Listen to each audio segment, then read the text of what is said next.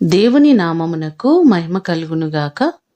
ఈ ఉదయకాలము మీకందరికీ వందనాలు తెలియజేస్తున్నాను.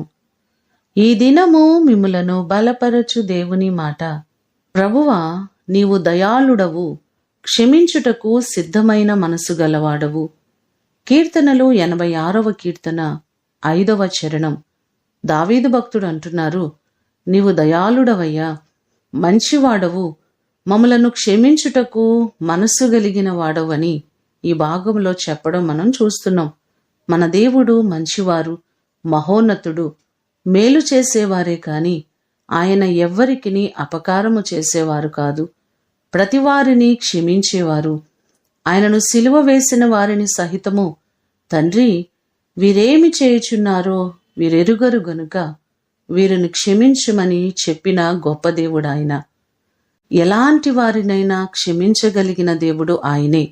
యెహోవా అందరికీ ఉపకారి అని చెప్పినట్లుగా ఆయన అపకారి కాదండి, ప్రతివారికిని మేలు చేసేవారు. ఆయన క్షమించగలిగిన గొప్ప దేవుడు. ఆయన క్షమించుటకు సిద్ధమైన మనసు కలిగిన వారు.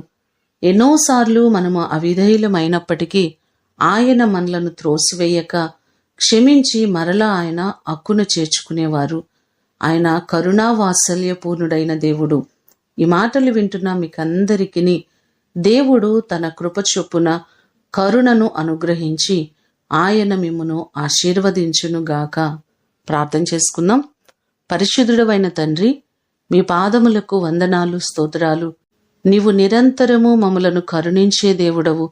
ఎన్నడూ మమ్మలను త్రోసివేయక క్షమించి మమ్మలను సంరక్షిస్తున్న దేవుడవు. మా ప్రియులెల్లరినీ జ్ఞాపకం చేసుకొని ప్రతివారికి మీరు తోడై ఉండండి. నీ కృపను సమృద్ధిగా ప్రతివారికి మీరు కలుగ చేయండి.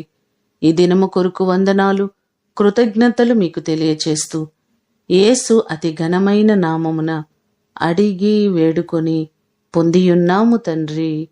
ఆమేన్. దేవుడు మిమ్ములను దీవించునుగాక.